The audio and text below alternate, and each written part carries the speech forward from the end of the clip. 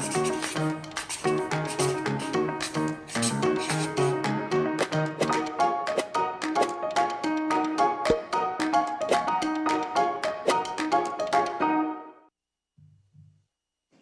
tarde.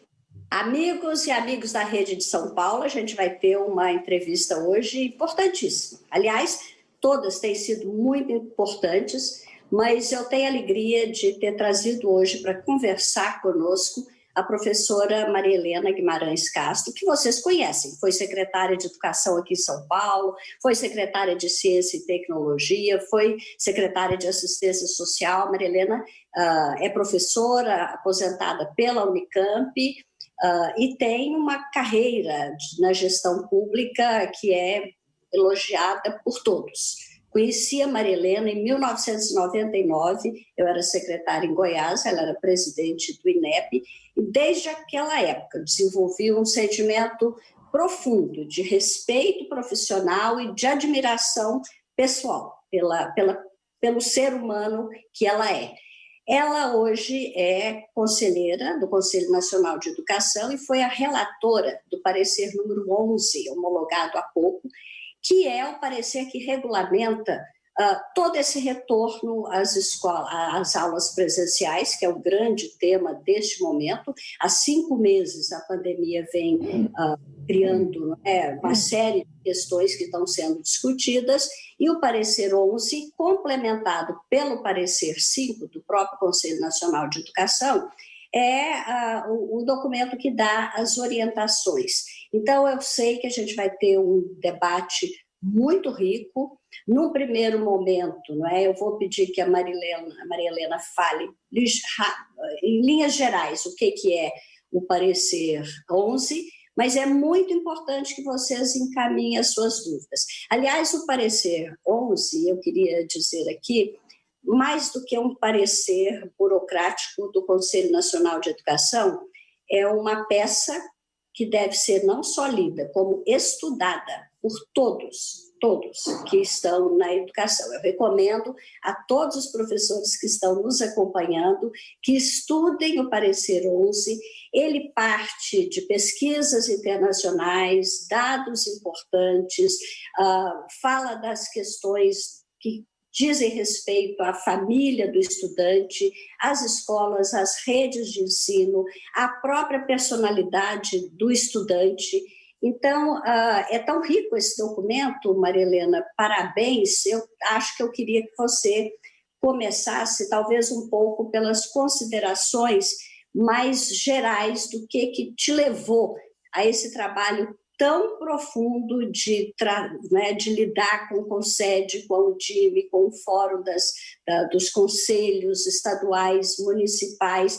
Você fez uma pesquisa profunda, internacional, e depois a gente tem vários assuntos, não só relativo à formação de professores, avaliação diagnóstica, formativa, somativa, tudo muito importante. O documento, como eu disse, é fantástico, e eu quero, ao elogiar profundamente o conteúdo desse parecer 11, te passar a palavra com muita vontade de te ouvir. Obrigada por ter aceito o nosso convite. Bem, obrigada, Raquel. É um grande prazer estar aqui conversando com vocês, com professores, profissionais de educação da Rede Estadual Paulista. Eu agradeço muito o convite e quero dizer que eu também tenho uma enorme admiração pelo trabalho da Raquel. Fiquei muito feliz quando a Raquel topou, na verdade, mudar até de cidade, ir para São Paulo para poder assumir uma tarefa tão desafiadora como é a EFAP, a Escola de Formação de Professores Paulo Renato Souza. Eu acredito que esse é talvez o trabalho mais importante que nós podemos fazer na área de educação, é a formação continuada dos nossos profissionais. Então, muito obrigada, Raquel. É um prazer estar aqui com vocês. Na verdade, o parecer ele surgiu de uma pergunta, porque quando nós fizemos o parecer 5, em abril, a pergunta principal era: e agora? O que vai acontecer com as escolas fechadas? Como as escolas vão lidar com isso? Então, o relator foi o Eduardo Deschamps, eu fui correlatora, mas ali a grande pergunta era como dar algum subsídio, algum apoio para as escolas, considerando a autonomia dos sistemas de ensino, das escolas, tudo mais, né, dos estados, municípios, mas que tipo de apoio o Conselho poderia dar em termos de orientações, recomendações para ajudar as escolas a reorganizar o planejamento do calendário escolar, né? Então, nós começamos ali meio que tateando no parecer 5 para poder definir o que nós considerávamos como atividades não presenciais, sabendo que atividades não presenciais era algo muito diferente de educação à distância, que é muito regulada pelo Estado, a educação à distância e é mais adequada para o ensino superior, né? E principalmente sabendo que de um dia para o outro as escolas foram fechadas e ninguém estava preparado para aquilo, ninguém sabia como lidar com essa situação, nem aqui no Brasil e no mundo inteiro. Eu acredito que, por tudo que nós estudamos e lemos e estamos vendo, é um problema mundial, né? A educação básica, historicamente, tradicionalmente, seguiu padrões de ensino presencial, usando tecnologias para complementar as atividades presenciais. E ficar com o aluno fora da escola era algo impensável naquele momento. E naquele momento nós imaginávamos que os alunos voltariam às aulas em junho, no máximo em julho, né? Então, foi interessante porque nós começamos o trabalho pensando numa hipótese, as hipóteses foram sendo derrubadas na medida em que a pandemia continuou piorando, né? E em junho eu fui, inclusive, fui meio que pressionei o Conselho Nacional para que nós fizéssemos um parecer para apoiar as escolas no retorno às aulas. Nós tínhamos muitas dúvidas, né? Eu estava acompanhando, lendo todos os relatórios que saíam da OCDE, da Unesco, Banco Mundial, enfim, de vários países, universidades, e os relatórios mostravam que era uma situação muito difícil. A maioria dos países estavam enfrentando o problema com estratégias parecidas do ponto de vista dos protocolos sanitários. Porém, do ponto de vista pedagógico, as estratégias eram muito distintas, né? A Alemanha era de um jeito, a Dinamarca de outro, a Finlândia de outro, a França de outro. Cada país estava seguindo uma estratégia do ponto de vista do planejamento pedagógico, do que pensar em relação à flexibilização curricular e tudo mais. Então, eu propus, o Conselho aceitou, o Cury, que era o presidente do Conselho, agora já temos outro a partir de hoje, né? O Cury, ele foi um entusiasta da ideia, né? Ele é o presidente da comissão, uma comissão bicameral, e ao ler o material, quer dizer, o que ficou claro foi o seguinte: olha, embora os países tomem decisões diferentes, se primeiro voltam os alunos do ensino médio ou da educação infantil ou dos anos iniciais, tem um ponto que é comum a todos os países, né? Todos os países indicam questões relevantes, né, em relação ao processo de volta às aulas. Eu acredito que a principal é que esse retorno deve estabelecer uma flexibilização curricular, partindo do princípio de que não será possível, de modo algum, cumprir integralmente aquele currículo que foi previsto em janeiro de 2020.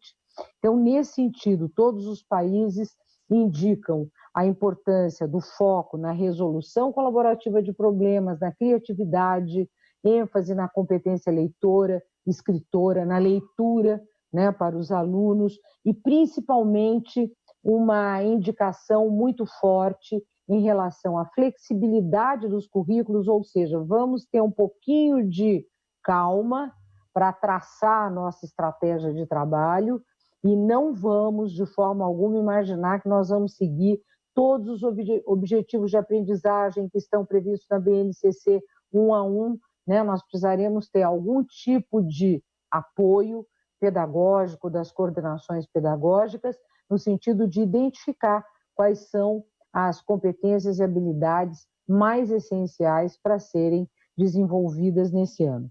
Um outro ponto que também foi muito destacado nos estudos internacionais e que está presente no parecer é a ideia de que as escolas obrigatoriamente devem trabalhar com uma forte preocupação com os aspectos socioemocionais. Já temos várias pesquisas mostrando que os alunos são muito afetados, tem pesquisas, inclusive, que mostram que a pandemia atinge de modo diferenciado as crianças muito pequenas, né, que elas sofrem, às vezes, por estar em casa, sozinho com os pais, sem ter contato com nenhuma outra criança da mesma idade, pelas dificuldades que têm, muitas vezes, dentro das suas casas, os pais ocupados, às vezes, com o trabalho e tudo mais, né? Então, a criança pequena está sofrendo, mas quem está sofrendo mais,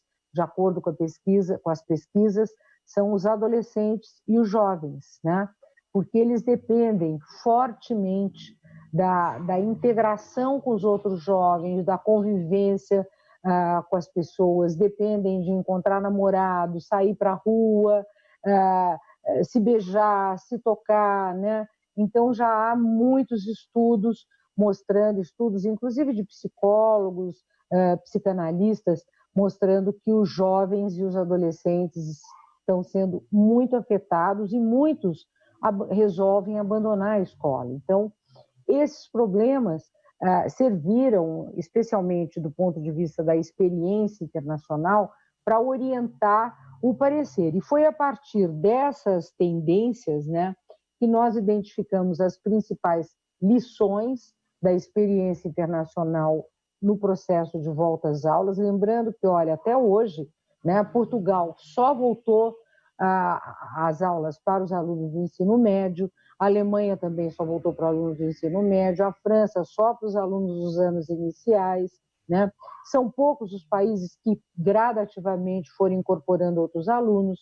Nova York, por exemplo, fechou em março, só vai reabrir em setembro e mesmo assim não tem certeza. A Itália também fechou em março, vai voltar em setembro, provavelmente.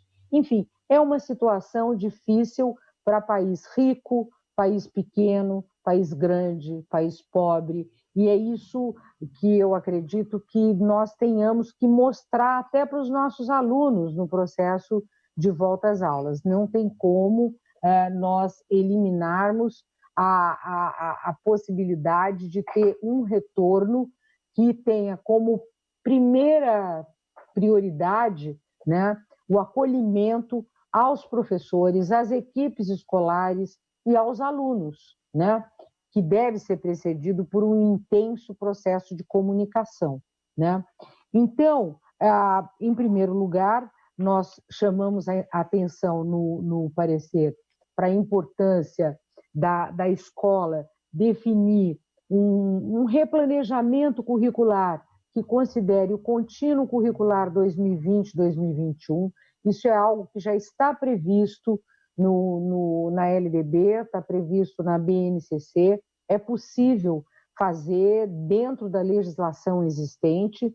Em segundo lugar, né, nós indicamos que é importante as escolas definirem as habilidades e objetivos de aprendizagem mais essenciais, sempre articulando esses objetivos à BNCC, né, para poder fazer um registro e poder fazer, digamos assim, um acompanhamento do que a escola está fazendo no plano da implementação do currículo e para que a escola possa depois fazer o planejamento ou replanejamento do currículo 2021, porque obrigatoriamente nós estamos enfrentando um período em que os alunos deverão considerar 2020, 2021 como um contínuo, né? E isso está bastante claro no parecer. Em relação ao acolhimento, a ênfase maior é no sentido de evitar, na volta às aulas, que os alunos imediatamente sejam assim, submetidos a provas, avaliações, notas, etc., né? Primeiro, vamos com calma, vamos trabalhar aspectos socioemocionais e, principalmente, abrir espaço para que todos os alunos possam relatar como foi esse período de afastamento, quais os aprendizados, quais as alegrias, quais as tristezas, né? Quais as dificuldades enfrentadas.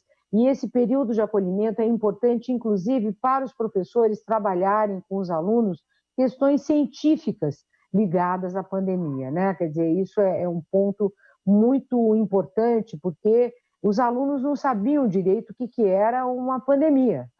A maioria das pessoas não tinha ideia do que fosse isso, né? É a primeira pandemia que nós vivemos desde 1918, ou seja, eu que já sou relativamente da terceira e terceiríssima idade, eu mesma nunca imaginei que fosse viver uma pandemia. Os mais jovens, então, nem pensar, né? Então, trabalhar aspectos da pandemia, propor leituras para os alunos, redação, pinturas, desenhos, relatos orais, é algo importante para criar um clima, digamos assim, mais harmônico dentro da escola, para daí sim retomar as atividades mais formais, mais estruturadas que normalmente a escola deve ter, né? Chamamos muita atenção para a questão da recuperação e da avaliação formativa e diagnóstica, né? Avaliação formativa que deve ser feita dentro da sala de aula pelos professores, né? Avaliação diagnóstica que pode ser aplicada ao conjunto da escola, mas sempre lembrando que essa avaliação deve esquecer literalmente a possibilidade de avaliar todos os conteúdos de todos os componentes curriculares. Não dá para fazer isso, né?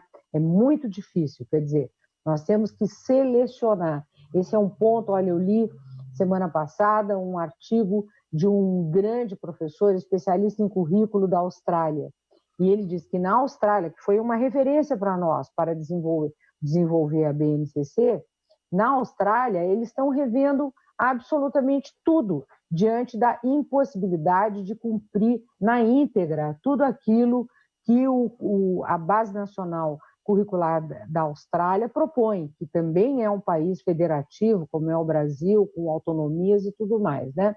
Então, vejam, não é uma questão de, digamos assim, de aligeiramento do ensino, é uma questão de trabalhar as aprendizagens, entendendo que aos poucos nós retomaremos todas as atividades e os alunos terão chance, sim, de repor conteúdos, de fazer as recuperações, para que até o final de 2021, espero, né, que a gente consiga que os alunos tenham os aprendizados que seriam esperados até o final de 2020.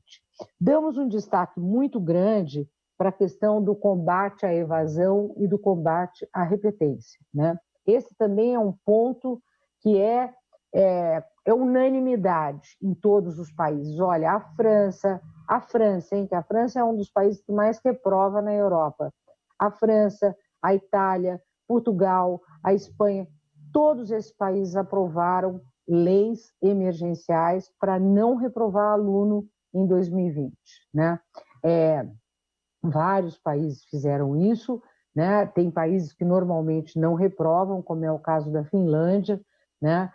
Então, faz parte do currículo deles a não reprovação, né? Agora, é importante lembrar que a não reprovação ela não é obrigatória, né? É apenas uma recomendação para que as escolas, os sistemas de ensino evitem a reprovação em 2020, dada a possibilidade de um contínuo curricular 2020-2021. Outro ponto muito importante é a questão da evasão, né? Sem dúvida, nós teremos um aumento da evasão, sobretudo dos jovens e dos adolescentes, né?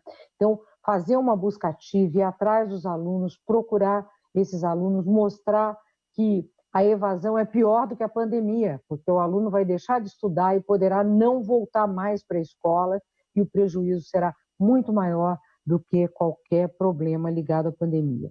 E, além disso, também indicamos a importância da escola trabalhar atividades presenciais com não presenciais. Quer dizer, vai ser impossível, até o final do próximo ano, qualquer escola, qualquer sistema de ensino, imaginar que a escola vai voltar a ser como ela era antes da pandemia, né? Isso não existe, né? Quer dizer, a escola vai ser diferente, né? É uma escola que vai trabalhar atividades presenciais com atividades não presenciais, é uma escola em que deverá ter cuidados sanitários muito grandes até que todos nós sejamos imunizados com a vacina. Nós não sabemos ainda quando isso será possível, pode ser em maio, pode ser em junho, pode ser em julho, agosto do ano que vem, mas enquanto isso não chega, nós precisaremos manter todos os cuidados sanitários que estão previstos nos protocolos das escolas e dos sistemas de saúde, né? Entre as recomendações gerais, antes de eu entrar especificamente na questão da avaliação, eu destaco, primeiro, a coordenação entre os entes federados, os 3 níveis de governo, que é algo que no Brasil está fazendo falta, né? Não existe uma articulação grande do MEC com os estados e municípios. Destacamos também a importância da coordenação em cada estado, o estado com os seus municípios, que é algo, por exemplo, que o estado de São Paulo está fazendo muito bem, está fazendo um grande trabalho de articulação e cooperação com os municípios paulistas, isso é muito importante, né? Outro ponto é a necessidade de um planejamento territorial, né? Porque um país como o Brasil, país continental, o estado de São Paulo, com 45 milhões de habitantes, é impossível, né, nós darmos conta de tudo que vai acontecer em cada bairro, cada município, próximo ou distante da capital paulista, ou seja, é preciso nós trabalharmos este território conhecendo a realidade específica de cada um, de modo que seja possível fazer, por exemplo, ações intersetoriais no âmbito do território, né, do município ou de uma diretoria regional de ensino, por exemplo, no caso de São Paulo e da Grande São Paulo, que nós sabemos que são situações que envolvem, sei lá, a cidade de São Paulo, acho que com 12 milhões, ela praticamente de habitantes, e a Grande São Paulo com 50% dos habitantes da população do estado, ela representa um desafio gigantesco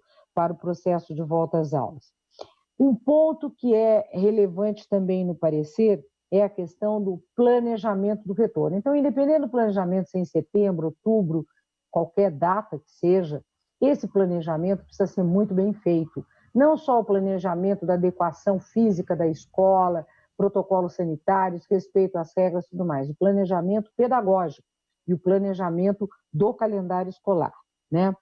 Formação de professores e capacitação das equipes. Esse é um ponto que eu sei que o Estado de São Paulo está levando muito a sério, tanto em relação à formação continuada docente, como também em relação à preparação das equipes, porque, olha só, as equipes escolares, elas terão um trabalho muito grande, não só no monitoramento dos alunos que estão fora da sala de aula, no retorno, o aluno que vai ao banheiro, que precisa lavar as mãos para ver se o aluno não sai junto para o recreio, para o intervalo, etc., como também o pessoal que cuida da limpeza, da preparação da escola. Quer dizer, a escola ela vai enfrentar um desafio que ela nunca passou antes, né? Quer dizer, o aluno tirou a máscara, está com máscara, jogou fora a máscara caiu no chão, ele pegou, enfim, tem vários problemas que nós não conseguimos prever e que a equipe provavelmente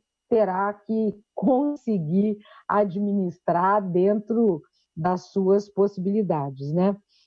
Além das atividades de recuperação poderem ser presenciais ou não presenciais, quer dizer, nós entendemos que a recuperação ela já pode começar até antes do retorno às aulas, aí vai depender de cada sistema de ensino e das definições e das prioridades locais.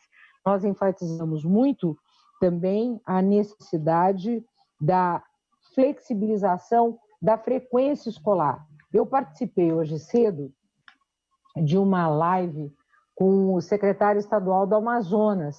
Eu achei muito interessante o que ele contou.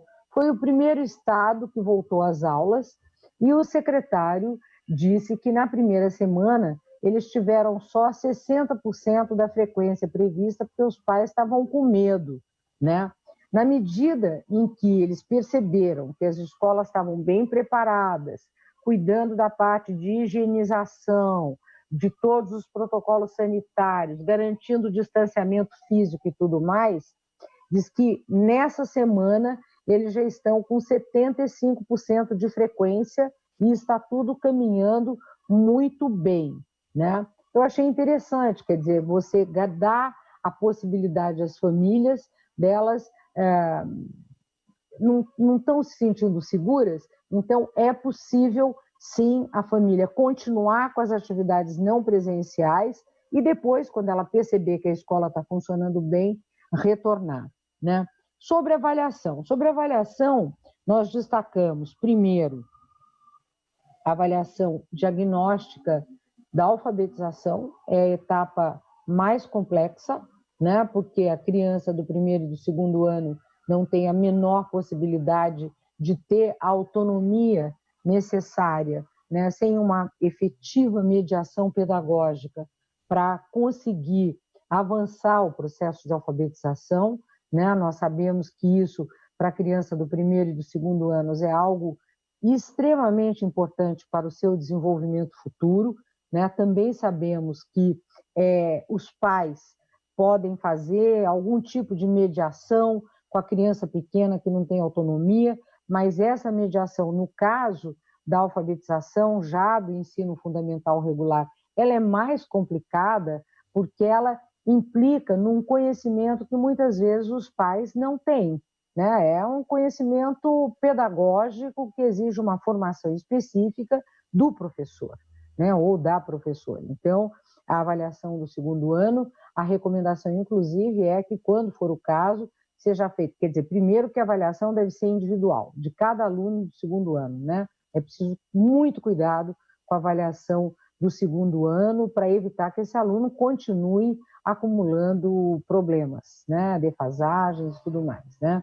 Agora, em relação a avaliar, não só a avaliação do segundo ano, quer dizer, o plano de recuperação desse aluno deve ser um plano muito, muito articulado com a avaliação realizada. Então, há uma recomendação para que, quando possível e necessário, essa recuperação do aluno dos anos iniciais seja feita individualmente, quer dizer, ter um plano individual para cada aluno que apresente defasagens muito fortes no processo de alfabetização.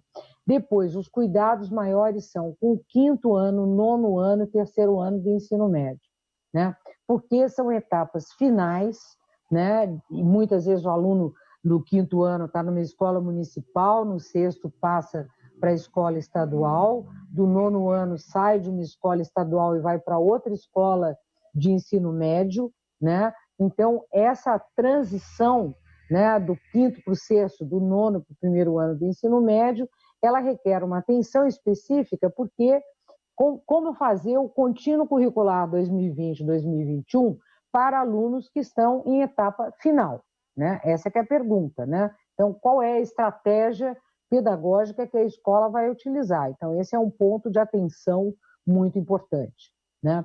Um outro ponto importante em relação ao terceiro ano do ensino médio o aluno terá ou a possibilidade de fazer um quarto ano, né, para se preparar para o Enem, vestibular e tudo mais, ou o aluno, se ele quiser terminar neste ano, a escola deverá fazer uma recuperação intensiva desse aluno para que ele tenha o diploma de terceiro ano do ensino médio, que possa tentar depois Enem, vestibular, tudo mais, né? Um cuidado grande, já estou quase terminando, é sobre os exames de promoção de um ano para o outro. Quer dizer, muito dificilmente as escolas poderão manter os mesmos critérios utilizados nos exames finais de promoção de ano, né? Por quê? Porque são exames assim que historicamente eles têm já um desenho pré-determinado. pelas escolas, muitas vezes a escola já tem lá, olha, para passar de ano, o aluno tem obrigatoriamente de apresentar um bom desempenho em tais componentes, em tais conteúdos curriculares, apresentar um bom desempenho das habilidades e competências previstas. Bom, esse ano, se houver, por acaso, avaliação somativa para efeito ou avaliação, exame final para aprovação para um próximo ano, a escola obrigatoriamente deverá repensar quais os critérios que vão orientar essa avaliação, né, para evitar que a escola avalie conteúdos e aprendizados que o aluno não recebeu, né? O aluno ele não teve tempo, não teve tempo de aprender todas as coisas que a escola poderia eventualmente estar cobrando dele, né? Por fim, eu destaco assim alguns temas, né, que nos preocupam em relação ao pós-pandemia, né? Primeiro, nós efetivamente estamos diante de uma situação de crise e de ruptura de paradigmas, não tem dúvida. Eu falei outro dia sobre isso no seminário lá de Curitiba, eu estou convencida disso, quer dizer, nós teremos muita mudança daqui para frente, né? Terceiro, não tem dúvida que nós precisamos garantir infraestrutura em todas as nossas escolas, do ponto de vista da conectividade e a aceleração da inclusão digital dos nossos professores e dos nossos estudantes, né? Isso é ponto pacífico, né?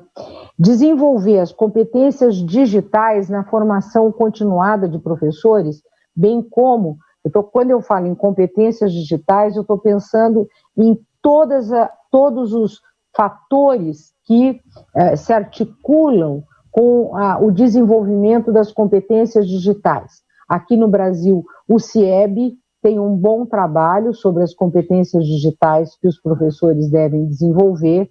A OCDE tem um trabalho magnífico sobre competências digitais que os professores precisam desenvolver, né? É importante também ter claro que o futuro certamente será um futuro de ensino presencial e ensino híbrido dentro da escola. Não é ensino híbrido na casa do aluno. A casa do aluno agora é por causa da pandemia, né?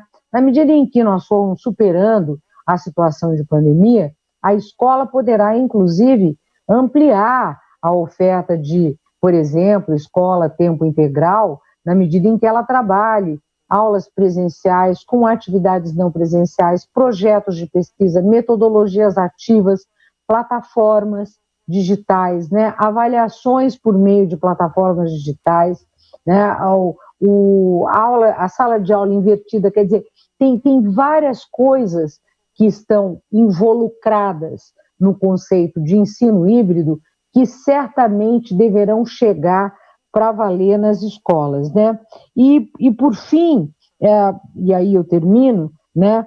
Uma coisa que a pandemia está mostrando é que os nossos alunos, eles estão demonstrando a possibilidade de desenvolver novas competências que nós nem imaginamos, né? Então tem muitos alunos que estão se saindo muito bem, que estão adorando as atividades não presenciais, estão demonstrando muita curiosidade, muita criatividade, né, e muita adaptabilidade. Então, o tempo de hoje é um tempo de adaptabilidade, é um tempo de adaptação às novas situações. E eu acredito que todos nós, professores, e vocês, professores da rede estadual paulista, devem estar com a pulga atrás da orelha esperando o retorno às aulas presenciais. Eu confesso que eu estou, né? Todo dia eu deito e começo a pensar, eu falei, como é que vai ser, o que vai acontecer, vai dar certo, não vai dar certo? Até que hoje, nessa live com o secretário do Amazonas, eu fiquei mais tranquila, porque ele apresentou uma situação tão bem resolvida, bem administrada, que dá a impressão de que é possível quando as autoridades sanitárias e as autoridades governamentais decidirem. É isso, basicamente, Raquel. Obrigada. Quem está nos acompanhando viu que nós tivemos o privilégio de uma palestra que o Brasil inteiro está querendo ouvir, e a gente teve aqui com a Marilena, essa abordagem geral. Eu tenho várias perguntas para te fazer, e já chegaram algumas perguntas aqui também, mas esse comentário final seu sobre o Amazonas, retorno e curiosidade, uma das perguntas, né, mostra preocupação com isso. Por exemplo, o professor Eleandro, né, perguntando: esses países da Europa retornaram com mais de 1.000 mortes diárias, quando que será o acolhimento? Primeiro, eu acho, Marilena, me corrija se eu estiver correta, depois a Covid é uma doença sobre a qual a gente tem muita informação e pouco conhecimento. A gente realmente não sabe, de fato, como lidar com isso. E achei bom quando você lembrou a ideia da pandemia, que a última foi da gripe espanhola, em 1916, e os impactos que uma pandemia tem na vida de uma sociedade sobre todos os aspectos. A gente lembra que na peste negra era um mundo completamente católico, religioso, e na medida que os religiosos não conseguiram curar os doentes, foi havendo um afastamento da igreja, a ciência foi entrando, o humanismo assumiu as rédeas e a Idade Média foi ficando para trás. Então, essas pandemias trazem efeitos estruturantes numa sociedade, reformulações completas de paradigmas. A própria gripe espanhola começou com mulheres recatadas, que vestiam comprido, tudo tampado, de repente as mulheres começaram a cortar o cabelo e pôr roupa mais curta. Então, não só na economia, na saúde, na segurança, mas no próprio comportamento das pessoas. A gente está vivendo esse tipo de experiência. E eu, que sou da mesma idade da Marilena, também jamais imaginei viver isso na vida, né? Agora, o grande desafio que eu vejo hoje para os dirigentes é como conciliar a garantia de segurança sanitária, de isolamento e de condições das escolas, e como conciliar as diferentes demandas que as famílias têm. Porque cada família, cada pessoa analisa a situação sob seu próprio ponto de vista. Eu tenho uma nora que fala: dona Raquel, não vou deixar meu filho voltar para a escola de jeito nenhum, que eu estou morrendo de medo. Eu tenho uma filha que já tem uma posição um pouco diferente. A gente analisa sobre as condições que tem.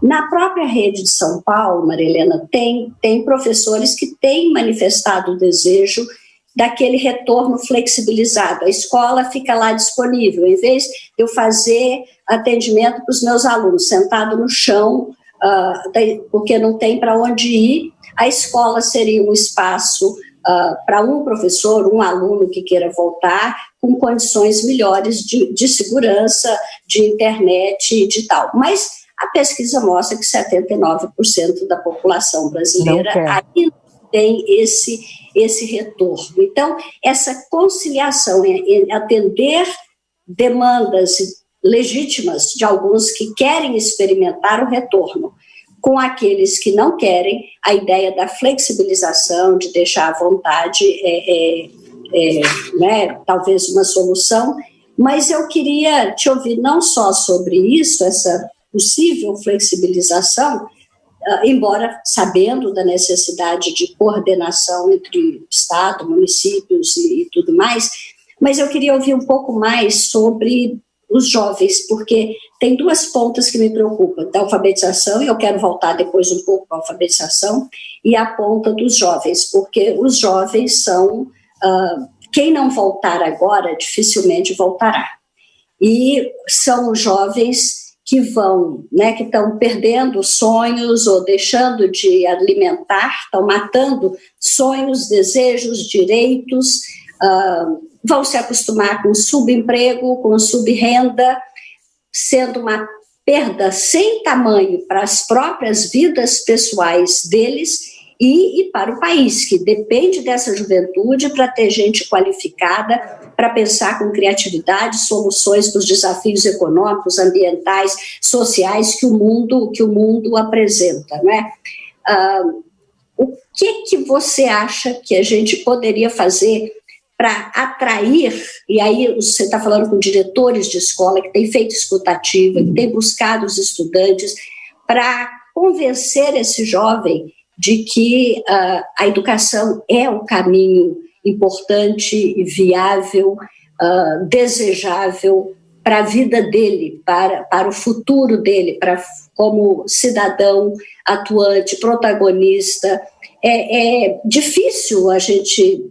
Como é que convence esse jovem? Pois é. Olha, Raquel, eu tenho a mesma preocupação que você. Eu acho que a melhor maneira para convencer os jovens é mostrando a relevância da escola, tá certo? Quer dizer, o jovem ele pode estar abandonando por dois motivos. Primeiro, porque nós já sabemos que os jovens do ensino médio, do primeiro ano do ensino médio, do nono ano, muitas vezes, principalmente no ensino médio, eles abandonam porque acham que a escola não faz sentido para eles, né? Então, eles abandonam porque o currículo não faz sentido, eles não sabem para que estão aprendendo determinadas coisas, eles não sabem para que serve aquilo, e muitas vezes tem pesquisa mostrando que esses jovens abandonam independente da necessidade de precisar trabalhar, ajudar as famílias, complementar a renda familiar. Isso é o que mostram as pesquisas que nós tínhamos antes da pandemia, né? Antes da pandemia, as pesquisas da Getúlio Vargas, do Marcelo Neri, pesquisas posteriores à do Marcelo Neri mostram a mesma coisa, e agora também a pesquisa do Ricardo Paes Barros, né? No entanto, na pandemia tem um fato novo, que é a crise econômica, a dificuldade financeira, o aumento do desemprego, o aumento do número de pessoas e de famílias que estão precisando se virar para garantir o dia a dia, né? Para garantir a sobrevivência familiar, né? Então, eu acho que seria importante uma busca ativa e um trabalho de identificação de cada aluno, conversar com ele. É muito importante fazer isso, porque se o aluno estiver abandonando a escola porque precisou se virar, arranjar qualquer bico para ajudar a família, nós não podemos proibir, tá certo? Porque esse aluno está, de fato, ajudando uma família que está passando necessidade, né? Agora, independente disso, a escola deve mostrar para o aluno a importância dele voltar para as aulas, se ele não puder no mesmo horário, garantir que ele continue com as atividades não presenciais, que as atividades não presenciais podem ajudá-lo, né? E da importância deles terem esta formação para o seu futuro, mesmo que seja só no mundo do trabalho, que esse jovem não tenha a intenção de prosseguir no ensino superior, né? Mas para ele garantir uma boa integração ao mundo do trabalho. Eu acho isso muito importante, né? Porque já há informações circulando de que tem muito jovem abandonando a escola, não quer nem saber, está fazendo bico, pegando qualquer coisa para poder se virar, né? E daí a possibilidade de não voltar é grande. Bom, se no ano passado nós já tivemos 30% dos alunos do primeiro ano do ensino médio que entre reprovação e abandono deu 30%. Imagine agora, né? Que a escola estava fechada, né? Então, eu acredito, assim, primeiro, o currículo paulista é um elemento importante para dar um significado ao currículo, tá certo? Eu li o currículo paulista, eu acho que é um grande passo, um grande avanço, elogiei muito os documentos do novo ensino médio paulista, a forma como está estruturado, né? A possibilidade de ter um itinerário formativo que faça mais sentido para a vida dele, que prepare. Quer dizer, eu acho que tem que mostrar isso. Falar, ó, o ano que vem, as escolas paulistas de ensino médio estarão já implementando uma nova proposta curricular, com possibilidades alternativas de itinerários. Quer dizer, eu acho que nós vamos ter que pensar em estratégias que, ao mesmo tempo, não impeçam os jovens muito vulneráveis e que estão atravessando situações difíceis de trabalhar e ajudar a família, né? Eu acho que eu sempre lembro, quer dizer, eu tenho 2 grandes amigas que são magníficas educadoras, professoras, doutoras, e que estudaram e trabalharam para ajudar as famílias, e deram muito certo, né? Uma é a professora, uma é a Guiomar Namo de Mello, que ela começou a trabalhar com 13 anos de idade para ajudar o pai, e depois fez faculdade à noite, fez doutorado. A outra é a Eunice Durran, que também se tornou uma professora titular da USP. Então, eu sempre falo, olha, que elas são minhas referências, né? Porque quando a gente fala trabalhar e estudar, é possível se a pessoa tiver determinação e se o curso for relevante. Olha, Maria Helena, na pesquisa que a Secretaria de Educação de São Paulo fez com os jovens do ensino médio para a implantação desses novos itinerários, 47% deles mostraram preferência pelo itinerário de formação técnica. Isso é muito importante, foi a maior demanda foi para a formação técnica e permite talvez até pensar na possibilidade de uma bolsa de trabalho que daria as condições de permanência e de qualificação. Então, acho que isso é uma informação importante sobre São Paulo, que é recente, eu mesma tomei conhecimento dela ontem. A maior demanda dos jovens para os itinerários formativos do ensino médio foi para a formação técnica, o que é muito bom. Ótima notícia. Não é? É ótima notícia.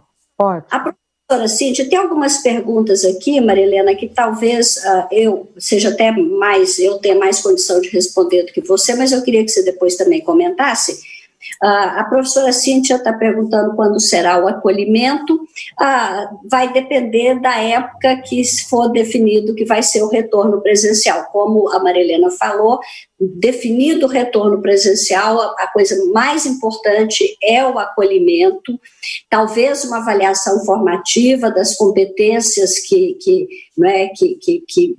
estão ali, e só então uma avaliação diagnóstica da aprendizagem para entrar com as atividades de reforço, de retorno, e as equipes das secretarias estão trabalhando intensamente nesse plano de retorno, tanto sobre a questão do acolhimento, com a orientação do Instituto Ayrton Senna, socioemocional e tal, quanto na parte pedagógica, ajudando a definir sequências didáticas das habilidades realmente estruturantes. Então, a Secretaria está preparando muita coisa, está muito preparada, mas depende da decisão política até de fazer o retorno ou não.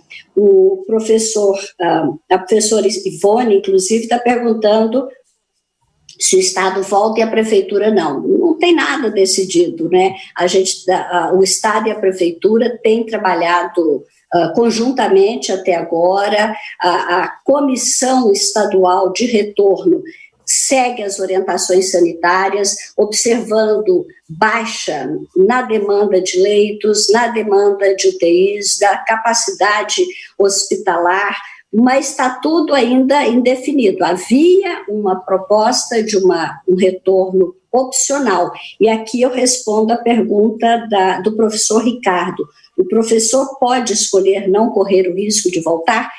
Até quanto eu sei, sim, esse retorno opcional é exatamente para que tanto os pais, os alunos, como os professores tomem, né, essa decisão. O professor Alexandre está perguntando se haverá teste de Covid para os alunos, que, na verdade, é a mesma pergunta do professor Eleandro. Pelo que eu sei, essa comissão estadual tem trabalhado, a Secretaria da Educação está trabalhando com a Secretaria de Saúde para, pedindo, requerendo essa testagem. Eu não sei em que pé está esse encaminhamento, mas há sim essa preocupação. Como será a carga horária do professor sobre a aula presencial e ensino remoto? Essa é uma preocupação que já está sendo trabalhada na Secretaria. Muito provavelmente o nosso entrevistado da semana que vem deve ser o próprio professor Rocieli, que, como secretário, é a pessoa qualificada para responder perguntas, né, dessa ordem, inclusive qual o canal de contato sobre diário de classe online. Então, tem questões da secretaria que eu acho que a gente vai poder responder muito melhor a semana que vem. Eu estou, assim, arrasada, porque a gente tem 5 minutos finais, Maria Helena, e passou rápido demais, mas a sua apresentação foi muito completa, ela quase que deixa de precisar de mais perguntas de aprofundamento, mas na sua apresentação eu esqueci de falar, talvez uma coisa que eu sei, é presidente da Associação Brasileira de Avaliação, e que, como presidente do INEP, foi a pessoa que criou todo o sistema de avaliação educacional que existe no Brasil, que é elogiado até hoje. E uma ligação direta sua com a OCDE fez com que o PISA e todo o trabalho do PISA viesse para o Brasil também. Com essa sua experiência na área de avaliação, você já falou bastante aqui sobre avaliação somativa, avaliação diagnóstica.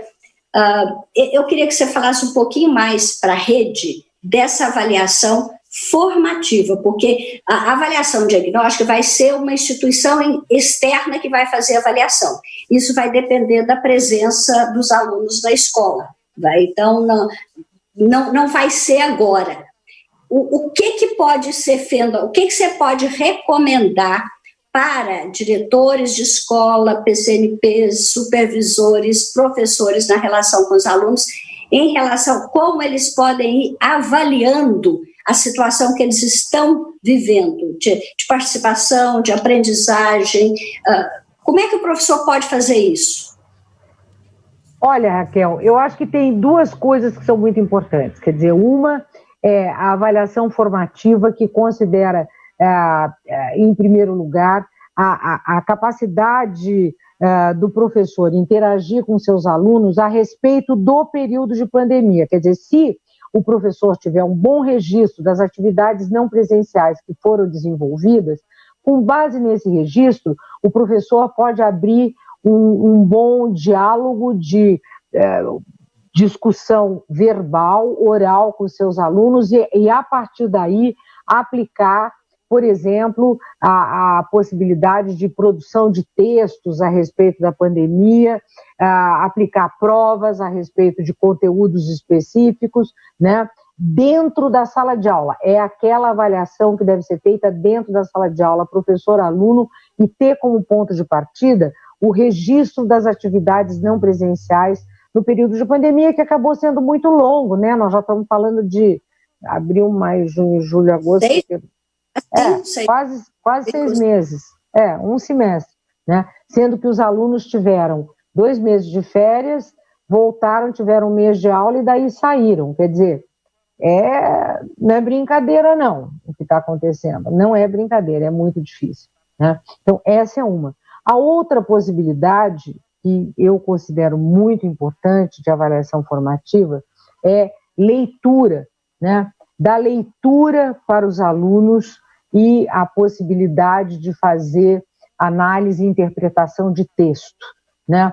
Por quê? Porque nós sabemos que a competência leitora, ela é muito importante, ela ajuda o aluno a desenvolver todas as competências e habilidades que estão previstas na base, no currículo e tudo mais.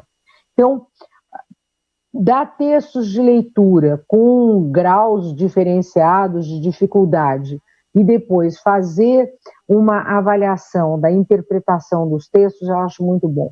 Assim como a resolução de problemas, né? Quer dizer, eu evitaria, na avaliação formativa, o teste de múltipla escolha, né?